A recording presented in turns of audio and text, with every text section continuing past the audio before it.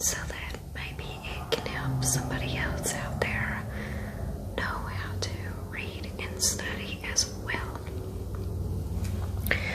Make sure that my microphone is on. So before I get started with this, I want to apologize in advance for being in the area that I normally read and study in. I'm sitting right next to a window with the blinds open, so it's probably going to be quite noisy because of all the traffic, and I live really close to the interstate too, so there's always traffic that you can hear on the interstate. And sometimes you can even hear wrecks happen on the interstate. That's just how close we live to it. But anyways, so this is where I normally read at. I have a small little table here. I got it from Ross for $20, and I really, really love it. I got it a couple of months back from there. And for a chair, I just use a beanbag, and I have a couple of blankets underneath it to help raise it up to the perfect height so that I can look down at the Bible and can read it instead of just straining my neck. Because if I sit in an actual chair, like a wooden chair or something, I'm too high up, and then I'm just like, and it just hurts my neck. So this is the perfect setup for me to be reading at. Plus, I don't like to use lights in the house. For one, I don't like to spend a lot of money on electricity. And number two, I love natural lighting. I love the warmth that it gives, and I'm cold-natured, so I stay cold all the time. And you know, it's free. It's free lighting from God. It's God-given light and warmth for us. So why not use it instead of using electricity?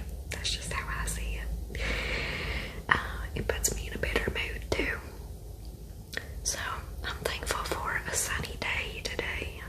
It's about 45 degrees here. And yeah, so like I said, I just apologize for all of the background noise. Also, another thing is, I know I said in a couple of videos in the past that my schedule for posting up videos will be Mondays, Wednesdays, and Fridays at 6 p.m. And I haven't been doing that lately. And then I started a schedule of Sundays and Wednesdays at 6 p.m. And now I've just been going to Wednesdays at 6 p.m. Life has been getting very hectic lately for me. I have been working a lot, 13-hour shifts, 13 plus hour shifts actually at work, and I just stay so tired all the time. Unbelievably tired. I'm even tired right now, but God just kept on and on saying that I just needed to make a video, and the feeling would not go away until I actually got motivated enough to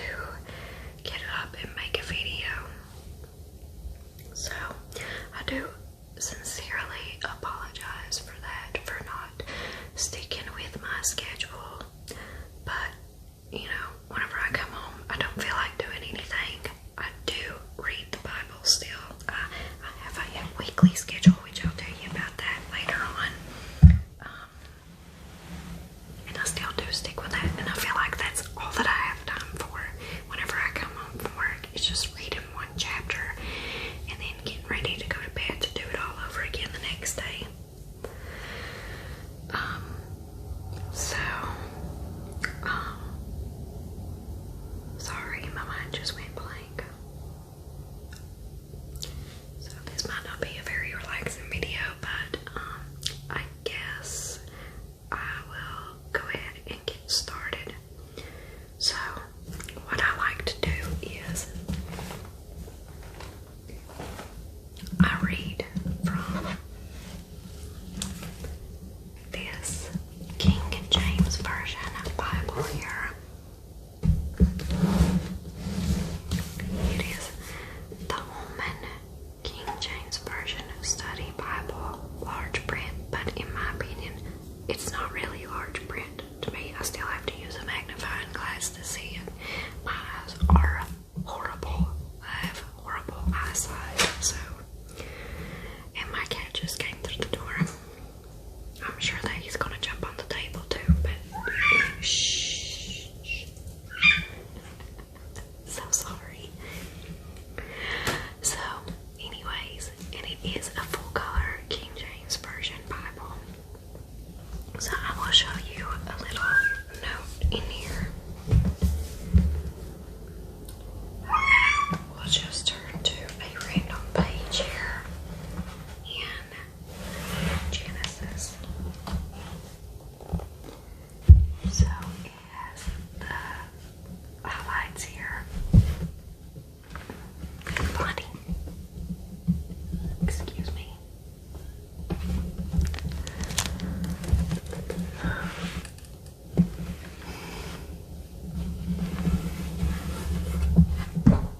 So sorry. So what I normally do is I read the entire chapter, and then at the end I will read the footnotes down here below, and then I will do the cross references that are in the middle right here too. I'll read most of those. Now sometimes I don't read them all, but I just pick out the ones that I feel like are important to read.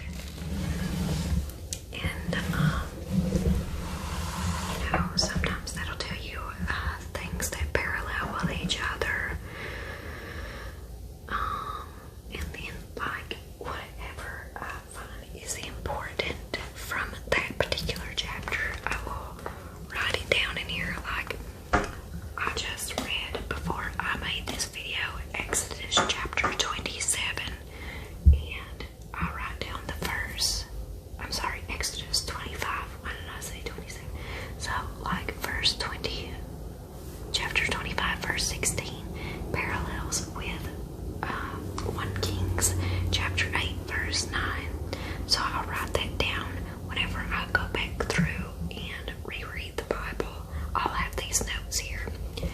And a lot of times whenever you reread the Bible, it doesn't matter how old you are, how many times you read the same chapter from the same Bible, something different will pop out to you each time. I promise you. Because I've read all of Genesis probably about 10 times or so, and every time it's always different. Like something else always pops out to me, or how it parallels with Jesus, because Jesus is all throughout the Old Testament. You just have to read between the lines, I guess is what you would call it. So anyways, so I'll do that, and I'll also like write notes down that I feel like are important from that chapter. Like here's a note up here that I wrote on Exodus chapter 25, and just little side notes or something that I read from the footnotes that I feel like are important. And then that's how I come up with notes for my videos.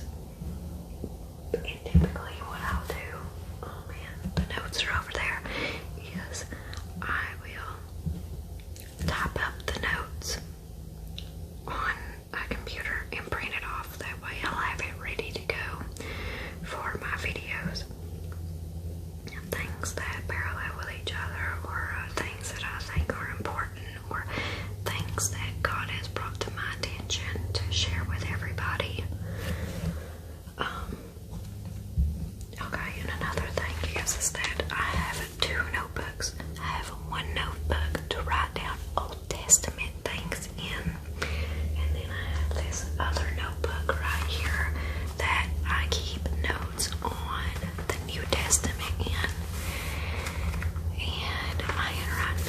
sloppy in them because I get in a hurry of reading and taking notes. It takes me about an hour, or most of the time it takes me 2 hours just to read one verse, because I want to really make sure that I am writing things down right, I'm reading it right. Sometimes I'll even reread the same verse about 10 to 15 times to make sure that I understood it.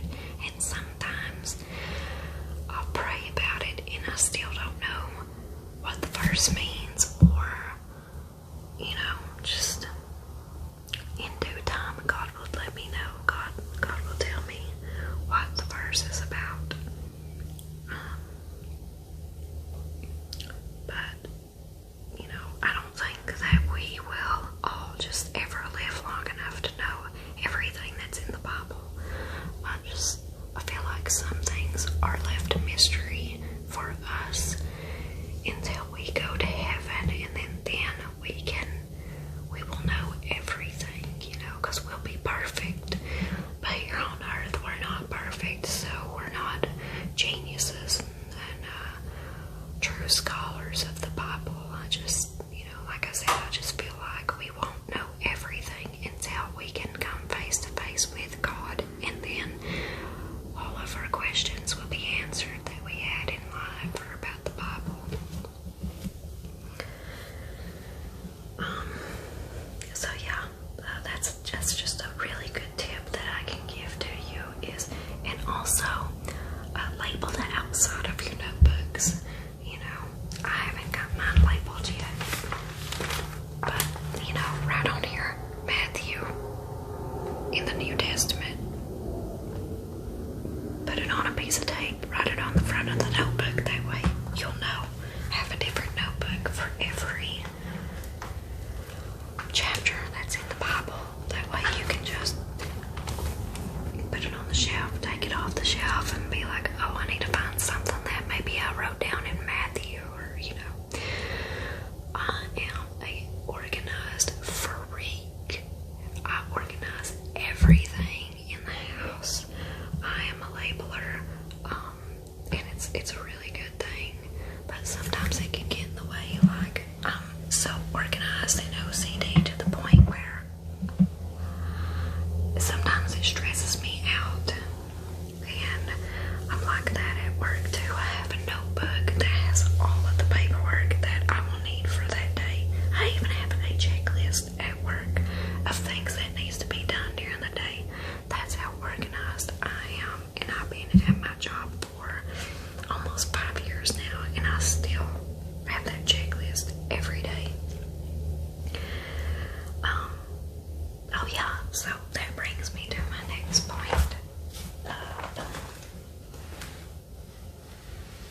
Oh, hang on just a moment. I'm so sorry.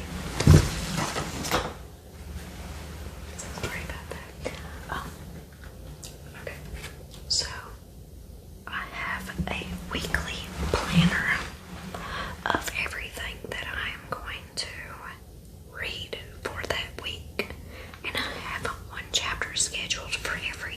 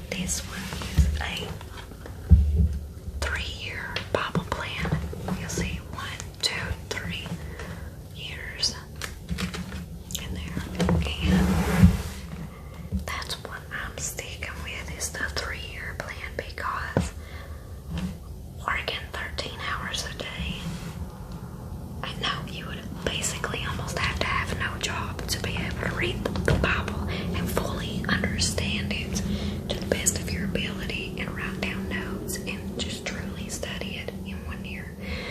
It's possible to read the Bible in 1 year if you're just reading it and you're not like really studying it, unless you're just that good. But I for one am not that good. Like, I have to take my time and just really focus on what I am reading. So I think that's probably about all of the tips that I have. Now, in my husband gave me this Bible as a birthday gift probably about 3-4 years ago, something like that, at the Lifeway bookstore, which I know that they closed down probably about a year or two ago, but we used to go there quite often. This book was probably about $60-70, something like that, but I'm telling you guys, it is the best Bible I've ever came across. And I'm so glad and thankful that he got me this Bible.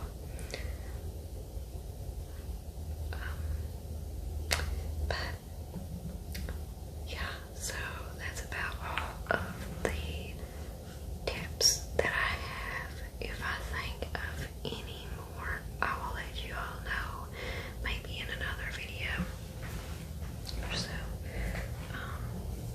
But thank you for all of your support, and thank you for listening.